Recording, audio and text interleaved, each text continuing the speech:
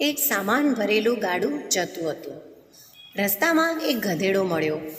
એણે બળદને ઉપદેશ આપ્યો કે તમે મારા કરતાં ઘણા શક્તિશાળી અને તાકાતવાળા છો. વળી તમે તો ભગવાન શંકરને આંગણે બેસનારા છો, તો શું કામ આમ બોજ ઉપાડીને તૂટી જાઓ છો? આ ખેડૂતો માત્ર ને માત્ર તમારો લાભ જ લેશે. ખેતરમાં તમારો ઉપયોગ કરી અનાજ પકવશે. તમે તો સમજદાર, મજબૂત અને ડાયા છો.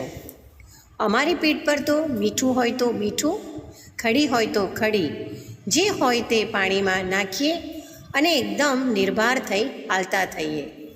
તમે પણ અમારી જેમ જરાક આડોટો અને નિર્ભર થઈ જાઓ.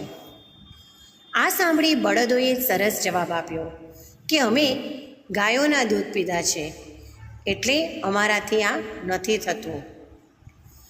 તો આજે ચારિત્ર્ય નિર્માણ થાય તે જરૂરી છે. કોઈનો વિશ્વાસ ઘવાય ત્યારે ચારિત્ર્ય જોખમાય છે.